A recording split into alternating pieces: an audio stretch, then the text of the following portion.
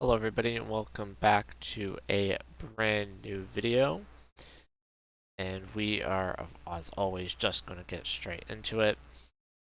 So in the situation around Bakhmut, the Russians have made some relatively minor gains in the grand scheme of things.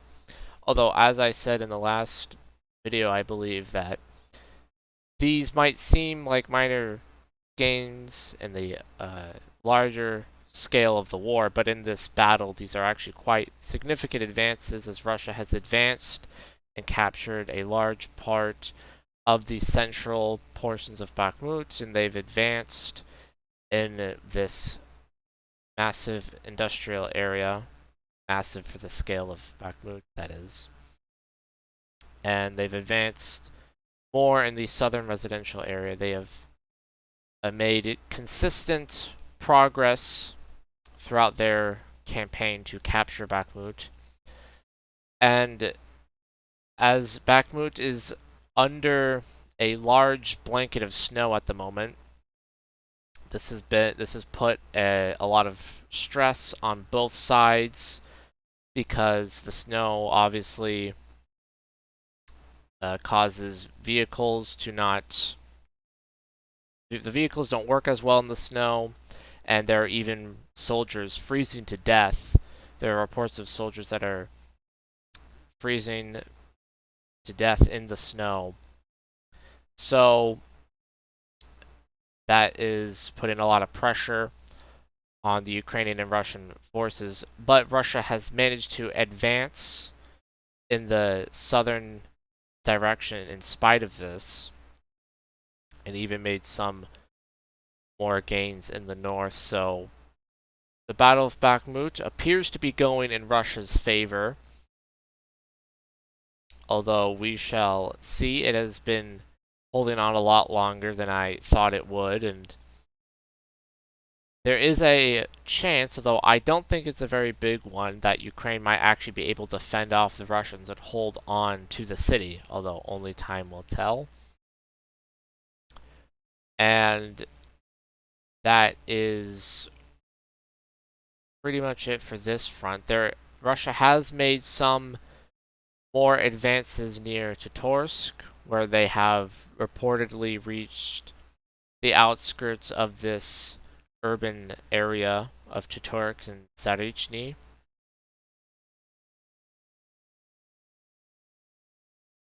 Torske, my apologies, it's Torske, not Torsk. Torske and Zarichny, and they have captured a large part of these fields here. And in the Avdiivka direction, where Russia has launched a new offensive in the past weeks, the situation has remained relatively the same, although they did capture this area here, and I believe they made some advances to the south of Avdiivka near Marinka. They've made some advances in that city. But other than that, the front has remained relatively the same the past 2 weeks. And that's going to cover it for the Russo Ukraine war portion, the frontline updates. Now we're going to move over to more geopolitical news, where the United States has stated that it is going to try to speed up the delivery of the Abrams and the Patriot missile systems. The M1 Abrams tank is the main battle tank used by the United States, and it is a very well-renowned tank and weapon system. And the United States is trying to deliver it to Ukraine as fast as it can, as both sides of the war have stated that there is going to be a spring offensive, and it appears that both sides are gearing up for a offensive when the ground is not as muddy and when there's not snow and in these harsh weather conditions. They're waiting for that perfect moment for good weather and ground conditions to launch a major offensive, both Ukraine and Russia. And so the United States is trying to get the Abrams as quick as possible to Ukraine to help it succeed in its offensive against the Russians, as well as the Patriot missile defense system, where already Ukrainian soldiers have completed their training.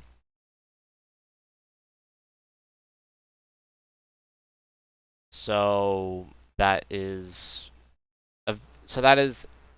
it's interesting because the West has sent a lot of equipment to Ukraine, although it appears to be it's if you look at a chart, I don't have one available right now, but if you look at a chart of the amount of value in terms of dollars that has been sent to Ukraine by Western countries, it's very erratic almost. It's like some months a ton of money and equipment and aid is sent, and then just for like months and months, not really a whole lot is sent, and then then a few months, a ton of equipment is sent, and then it sort of dies down again. So it's very interesting how that works.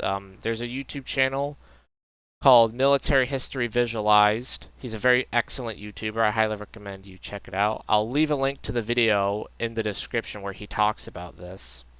I forget if it was on his main channel or second channel, but I'll leave a link in the description. I highly recommend you watch it if you want to learn more about Western aid to Ukraine. In other news about Ukraine, Kiev says that the UN Security Council, that the Russian UN Security Council presidency is a symbolic blow. A top Ukrainian official on Saturday criticized the symbolic blow of Russia assuming the rotating presidency of the United Nations Security Council, the UNSC. It is not just a shame, it's another symbolic blow to the rules-based system of international relations. Andriy Yermak said, the Ukrainian president's chief of staff wrote on Twitter. On Saturday, Russia took over the presidency of the UN's top security body, which rotates every month. Last time Russia held the post was in February 2022 when its troops launched a full-scale invasion of Ukraine. This is something that happens and no country can do anything about, really. This is just how the United Nations Security Council works. Russia has a permanent position on the Security Council and has veto powers. So they obviously get to be the president of the Security Council every once in a while. And of course, Ukraine is upset about this, but there's nothing really anybody can do about it.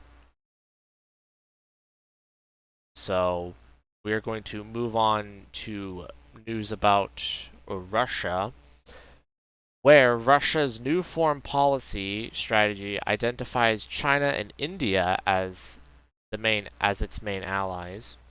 Russia's new foreign policy strategy, adopted by President Vladimir Putin on Friday, identified China and India as its main allies on the world stage. The new 42-page document singled out ties with China and India, stressing the importance of the deepening ties and coordination with friendly states, global centers of power and development located on the Eurasian continent. Russia and India maintain a close strategic military and economic and diplomatic interaction during the Cold War. Both Russia and India referred to this alliance as being unique and privileged. So Sergei Lavrov put out a document identifying Russia's geopolitical strategy going forward after the Russo Ukraine war began in February 2022. Around 400 days after the war began. So obviously Russia is going to update its foreign policy as the world has changed an incredible amount since the war began, about 401 days ago, I think. The world has changed significantly, alliances have shifted, power dynamics have changed. So it makes sense that obviously Russia is going to create a new foreign policy and revamp its, not create a new foreign policy, but revamp its old foreign policy to update it with the new current situation on around the globe. And this new foreign policy document is probably the reason why they abandoned the New START nuclear arms control treaty with the United States. And obviously, it has many other ramifications as well. Also, Vladimir Putin said that China's plan to bring peace to Ukraine and Russia, which they proposed a few weeks ago that I covered, said that it could end the war, but that the West is not ready for peace. China's peace plan for Ukraine could be used as the basis to end the war, Vladimir Putin has said, but Mr. Putin said that the plan put forward was that it could only be put forward when they are ready in the West and in Kiev. So many pro-West, many Western statesmen and policymakers have criticized this peace plan as it's pretty pro-Russian.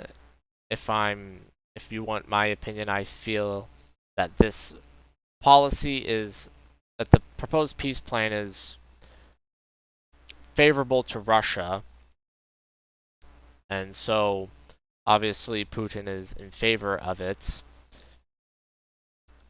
Although he although he probably is just saying this for probably political reasons because Russia would probably want to control all of Donetsk and capture more of Zaporozhye before they try to negotiate peace. So I don't think he is sincere when he's saying that he wants to end the war right now and that the war could end if only the West and Ukraine would want the war to end, then the war would end. I don't believe that he really means that, although that is just my personal opinion, my personal speculation. I obviously don't know if that is the case or not. I don't know for sure if that is the case or not.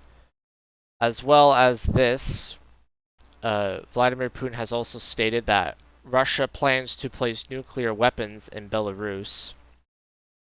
Russia will station tactical nuclear weapons in Belarus, as President Vladimir Putin said on Saturday. This was on the 25th of March, sending a warning to NATO over its military support for Ukraine and escalating a standoff with the West.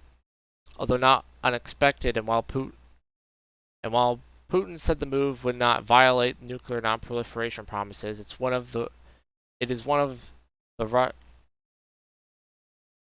is one of Russia's most pronounced nuclear signals since the beginning of the invasion. This Reuters article has a typo in it. Yes, it is from Reuters. The United States, the world's other nuclear superpower, has reacted cautiously to Putin's statement, with a senior administration official saying that there was no sign Moscow planned to use its nuclear weapons. So this Cold War mentality of nuclear standoff, I guess, of I'm not sure how else to word it, but that appears to be coming back. The fear of nuclear war obviously has been put back into the mainstream, and the placement of nuclear weapons in other countries appears to be sort of coming back into fashion. Obviously, the Cuban Missile Crisis was started because the Soviet Union placed nuclear weapons in Cuba, and the United States placed nuclear weapons in Turkey. That's how the Cuban Missile Crisis started. So there might be a chance that something like that could happen again, although I don't think the chances are very high. But Russia is starting to place nuclear weapons on its on the frontier with NATO, with its very close ally in Belarus. And we are going to try to keep this around 20 minutes, so I'm going to sort of speed through the rest of these here. The Hungarian parliament has approved Finland's bid to join NATO, as Turkey has done as well, so it appears that Finland is... I don't believe that they are now in NATO officially just yet, but it appears that Finland is about to join NATO very soon. Sweden, on the other hand, is still a little ways away from joining NATO.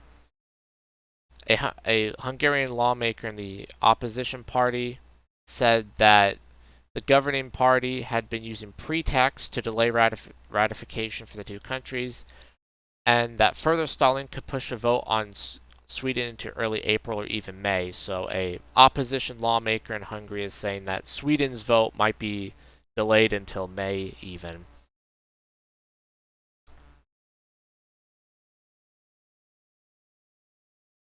So I believe Turkey has ratified, I believe the Turkish parliament has ratified it.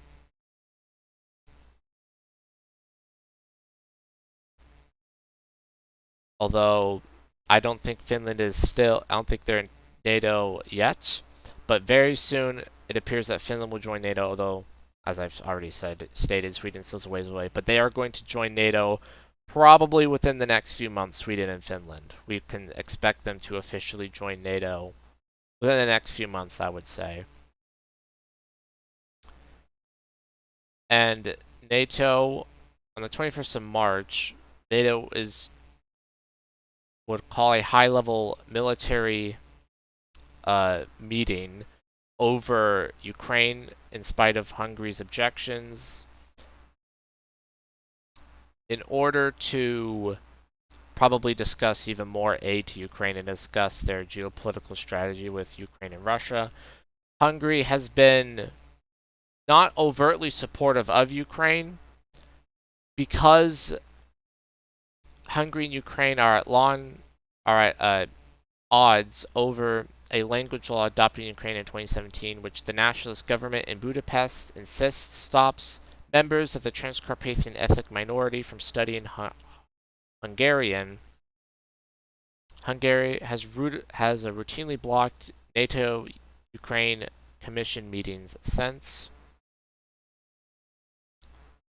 So they're going to hold this meeting. I believe it's already been held. Oh no, it's being held on the 4th to the 5th of April. So it hasn't. So in 4 days it will be held. But this is what Hungary is referring to. This region of Ukraine right here has quite a lot of ethnic Hungarians living within it. And Ukraine has been very staunch when it comes to its language. They want everybody in the country to speak Ukrainian. They don't want any Russians. They don't want their kids to be learning Russian or Hungarian or any other language. They want children to be learning Ukrainian, and Hungary is opposed to that. That is where these disputes come from. And there is some news regarding Syria, where Egypt and Saudi Arabia are to reestablish ties with Syria about 12 years, actually, after the civil war began. Now these countries are finally reestablishing their ties with the Damascus government, so it's interesting because Egypt and Saudi Arabia have always been sort of pro-US, and the United States is against the Assad government in Syria. But these countries are reestablishing ties and closening their ties. And so are other Middle Eastern countries like Turkey. About a month or two ago, also reestablished ties and connections with the Assad government in Syria. And in Israel, a very far-right government has taken power in Israel, and they are implementing very nationalist policies, including a return of settling uh, of Jewish settlements in the West Bank, Israeli settlements in the West Bank, continuing that. There's also a bill that is in the Israeli legislature that would ban the promotion of Christianity in the country. It wouldn't ban Christianity outright, but it would ban the promotion of Christianity. And that has also led to a lot of controversy. And the Jordanian parliament voted to recommend expelling the Israeli ambassadors. So Jordan and Israel, which are both pro-U.S., they're both allies of the United States, are coming to odds against each other over this new far-right Israeli government. And we are going to move to some news around Africa. Ethiopian lawmakers removed the Tigray group from its terror list. This is what it's referring to, the Tigray Defense Forces, which is a rebel group in the north of Ethiopia. But they removed it from the terror list as these two parties are coming together and are trying to strike a deal. Peace agreements have been signed in November and led to the return of communications, bank, and other basic services. Cut to the Tigray region after this group rose up around about last year, I believe, a year or two ago, where this conflict really started. But now it appears that things are going well in Ethiopia, and the IMF team is in Ethiopia to talk about new funding programs, the International Monetary Fund. So it appears that peace and stability is being brought to Ethiopia, which is a very good thing. And hopefully this conflict can be resolved in a peaceful manner that both sides can agree to, and the Ethiopians can get back to living their normal lives in this region. In other news about Africa, Vice President of the United States, Kamala Harris, says that she's excited about the future of Africa in her visit to Guyana. She greeted school children, dancers, and drummers when she arrived Sunday on the 26th of March in Guyana for the start of a week-long visit to Africa, intending on deepening U.S. relations amid global competition over the continent's future. We've talked about this many times before on the Global Awareness Report about the United States and China trying to compete for influence in Africa. It's a very important continent, an important part of the world that is glossed over in the news cycle and or at least in the American and Western news cycles, and by Americans at least. Not very many people know much about the continent or understand just how important it is. But the vice president is taking a trip throughout Africa, and she is trying to deepen ties with the African countries so as to provide an alternative to Chinese investment and Chinese influence. So we're going to move over to China, speaking of which, where the Chinese military said that warships illegally entered its waters in the South China Sea. I'm trying to click on it, but it's not opening up. That's strange. I believe that's...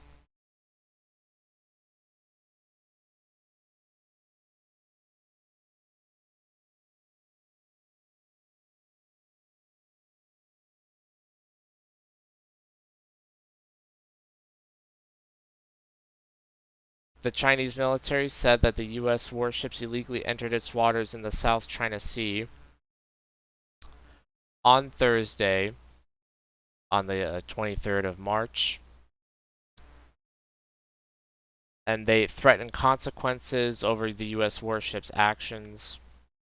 Chinese threatened serious consequences on Friday after the United States sailed a destroyer around the disputed Parcel Islands for the second day in a row, in a move Beijing claims was a violation of its sovereignty and security. Obviously,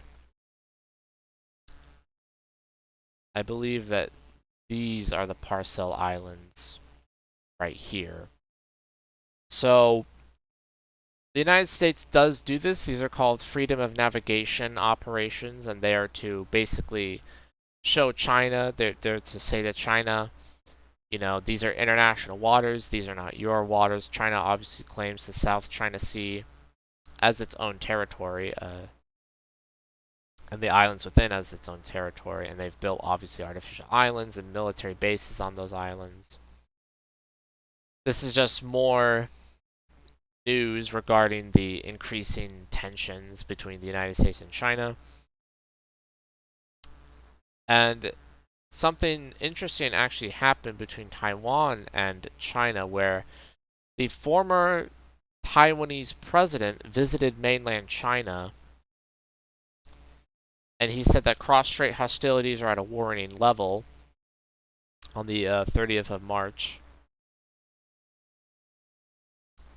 So that's very interesting considering Taiwan and China are obviously quite hostile to each other, but it appears that still their officials, at least their former officials, I don't believe he holds any official office,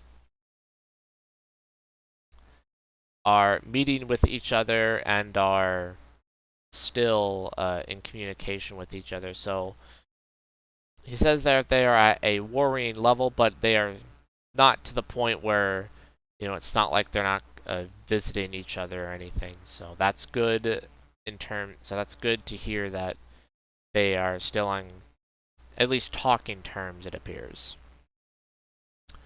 And the last bits of news, we're going to try to wrap it up here, is that the U.S. and South Korea are to hold the largest live fire drills amid North Korea tension. On the 75th anniversary of the founding of the South Korean military in September, they plan to display the Korean and its allies, the overwhelming deterrence and response capabilities against the North. And North Korea sees and Kim Jong-un overseed a simulated nuclear counterattack against the United States and Korea in a simulated military exercise. Well, just a military exercise, I should say. The drills involve North Korea shooting short-range missiles, but unusually the missiles flew from a buried silo, which analysts say would help improve speed and stability in further tests of intercontinental ballistic missiles. And they revealed a new nuclear weapons warhead right here. They unveiled a new, smaller nuclear warhead and vowed to produce more weapon-grade nuclear materials to expand its arsenal, state media said on Thursday. So this was on the 28th. This was posted, this Reuters article. So a lot of tension on the Korean continent, or peninsula. My apologies. A lot of tension on the Korean peninsula at the moment, which isn't the first time we've covered this. A few weeks ago, there was also tension. It appears that there's just seems to be a lot of news revolving around the Korean peninsula as of late. So, our final bit of news is that the United States is going to stop exchanging nuclear data with Russia after Moscow suspended the New START treaty. This goes back to the Cold War mentality I was talking about, where the United States and Russia are just increasingly coming to blows over various issues. And Russia and the United States are treating each other like they did during the Cold War once again. So that is going to be it for the Global Awareness Report. Sorry for that there wasn't a video last week. I was unable to fit it into my schedule. But, hopefully the normal schedule will be resuming from this point onwards. Sorry that I was, sort of fumbling my words around here, but I was trying to fit in all of these news articles in a short amount of time, so it's a bit difficult to do that. But hopefully, since now the schedule should be returned to normal, I'll have more time to cover each news article individually without having to rush things. So, thank you for watching. Be sure to like, comment, and subscribe, and I will hopefully see you in the next one.